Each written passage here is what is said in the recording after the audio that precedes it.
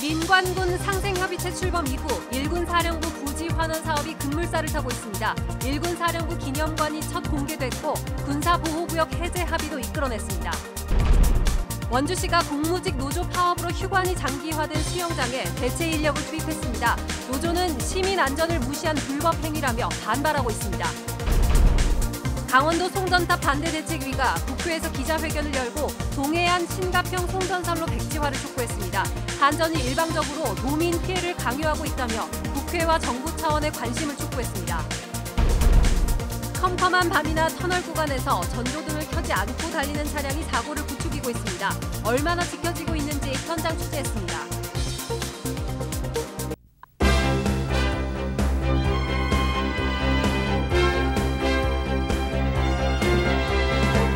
안녕하십니까. 뉴스데스크 원주입니다. 원주시 공무직 노동조합의 파업이 장기화되면서 업무 공백이 커지고 있습니다. 원주시가 일부 현장에 대체 인력을 투입하고 있는데요. 노조는 시민들의 안전을 무시한 명백한 불법 행위라며 반발하고 있습니다. 권기만 기자가 취재했습니다. 원주시 공무직 노조 파업 이후 임시 휴관에 들어갔던 수영장이 다시 문을 열었습니다. 이용객들의 안전 관리를 맡고 있는 직원은 수영 강사가 아닌 타 부서에 근무하던 공무원. 원주시가 공무원들을 대상으로 수상안전요원 자격을 취득하게 해 투입한 겁니다. 노조는 시민들의 안전과 직결된 문제에 전문성이 부족한 인력을 대체 투입했다며 강력 반발하고 있습니다.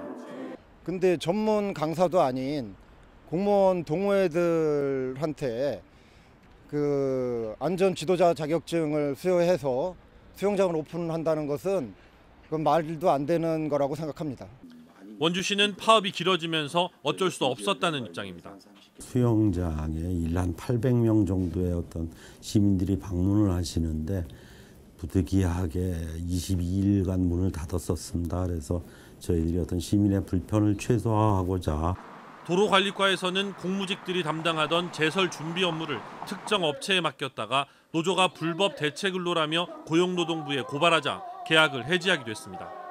농기계 임대, 방문 간호 등 민원 현장 곳곳에서 공무직 파업으로 인한 업무 공백이 갈수록 커지고 있는 가운데 노조는 거리 행진을 통해 시민들에게 파업 이유를 알리는 등 원주시를 규탄하는 목소리를 높이고 있습니다.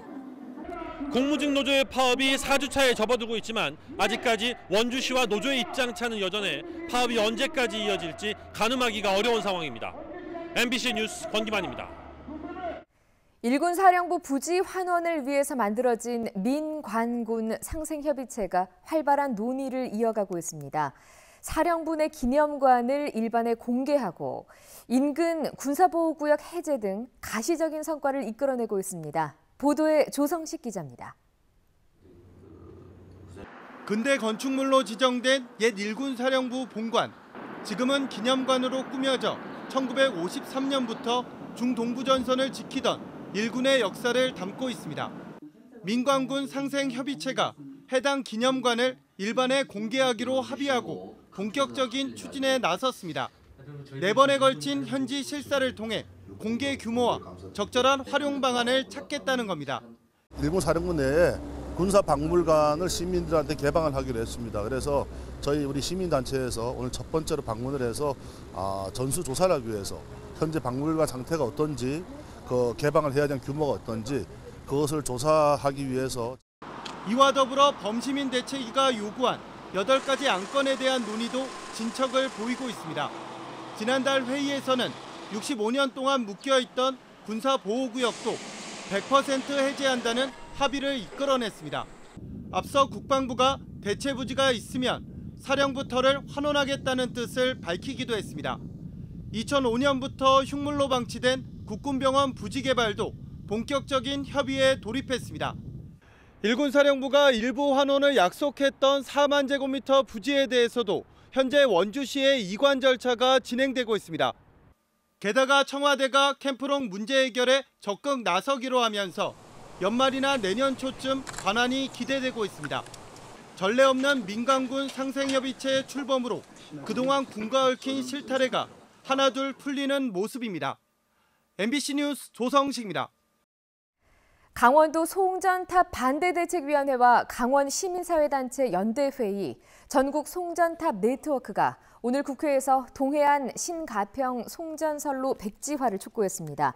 이들은 국회에서 기자회견을 열고 10개 시군을 관통해 400여 개 송전 철탑을 건설하는 것은 반민주적이고 반환경적인 국토 파괴 사업이라며 입지선정위원도 한전이 일방적으로 구성했다고 주장했습니다. 송전 철탑의 종착지가 수차례 변경됐는데 종착지가 왔다 갔다 흔들린다는 것은 전기 수요처가 없다는 것이라며 한전은 수요처도 없는 전기를 송전하기 위해 강원도민의 일방적인 피해를 강요하고 있다고 비판했습니다. 야간에 조명을 끄고 다니는 차량 때문에 놀란 경험 있으시죠? 야간에 혹은 터널 구간을 지날 때에는 낮에도 항상 조명을 켜야 하는데요. 이를 어기는 이른바 스텔스 차량이 많습니다. 김상훈 기자가 경찰과 함께 동행 취재했습니다. 칠흑 같은 어둠 속 서울 양양 고속도로. 앞서가던 택시가 갑자기 방향을 틉니다. 1차로에는 조명을 켜지 않은 화물차가 정지해 있습니다. 가까이 접근해야만 반사판으로 차량을 감지할 수 있는 상황. 뒤따르던 운전자도 택시를 피하려다 결국 충돌합니다. 어두운 곳에서 조명을 켜지 않는 이른바 스텔스 차량인데 모두 도로교통법 위반입니다. 야간에는 물론이고 낮에도 터널 안에서는 차량 전조등과 후미등을 반드시 켜야 합니다. 얼마나 지켜지고 있을까? 경찰과 함께 직접 고속도로 차량을 점검해봤습니다. 단속이 시작되자마자 터널 안에서 조명을 켜지 않은 화물차가 발견됩니다. 그 터널 내에서 전조등 켜세요. 곧이어 터널 안에서 또 다른 스텔스 화물차가 적발됩니다. 전조등과 후미등을 모두 끈 데다 화물차면 의무로 설치해야 하는 반사판도 없이 터널 안에서 저속 주행합니다. 라이트 터널에서 켜는 거는 원래 모르셨어요? 아는데 이제 여러 가지 또 우리도 이렇게 다니면서 이렇게 보면은 그게 잘 안 돼요. 특히 터널에서는 밤보다 낮이 더 위험합니다. 터널을 진입할 때 햇빛과 터널 조명이 겹쳐 차량이 보이지 않는 데다 화물차는 속도가 느려 추돌 사고 발생 위험성이 높기 때문입니다. 화물차 같은 경우에는 지금 그 오토 기능, 스위치 오토 기능이 없어가지고 라이트가 켜지는 잘 모르시는 분 굉장히 많습니다. 그래서 반드시 출발할 때는 그 라이트를 항상 점등시켜 놓으시고요. 올해 들어 도내 고속도로에서 적발된 스텔스 차량은 모두 12,000여 대. 강원 지역 고속도로는 특히 전국에서 터널이 가장 많아 조명 점등에 항상 유의해야 교통사고를 예방할 수 있습니다. MBC 뉴스 김상훈입니다.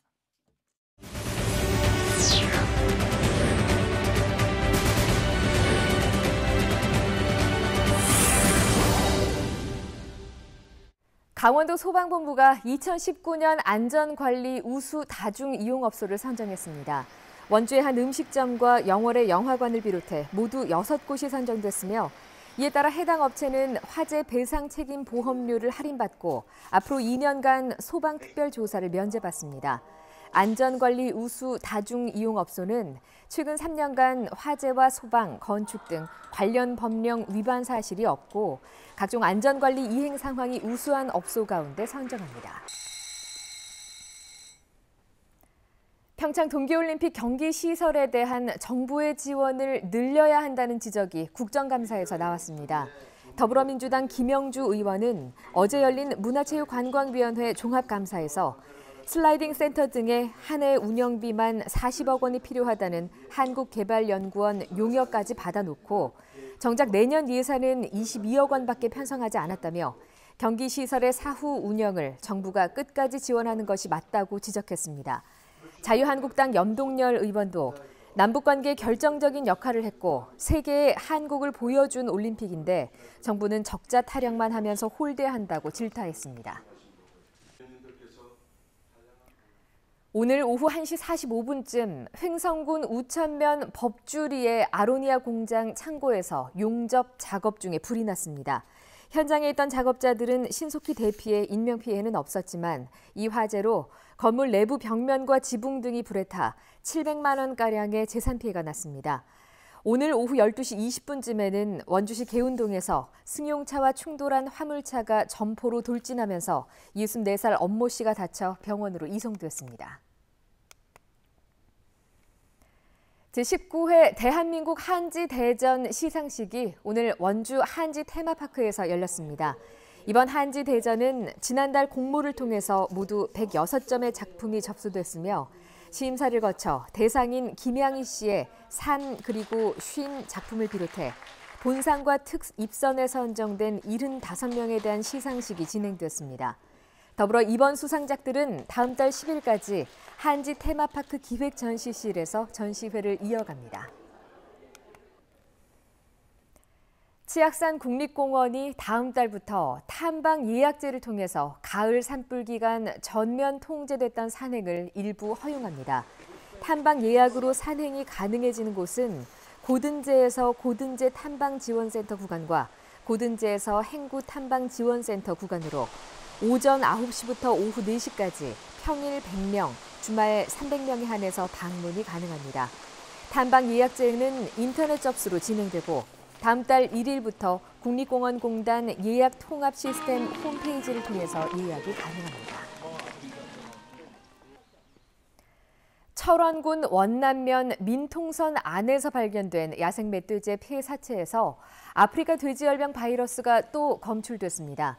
당국에 따르면 이번에 바이러스가 검출된 야생 멧돼지 폐 사체는 군인이 지난 19일 저녁 6시쯤 배수로에서 발견해서 신고한 것으로 어젯밤 11시 반쯤 바이러스가 확인됐습니다.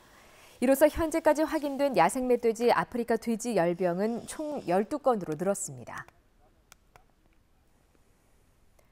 군용 비행장과 군 사격장이 있는 지역 자치단체장들이 군 소음법 제정을 촉구하고 나섰습니다.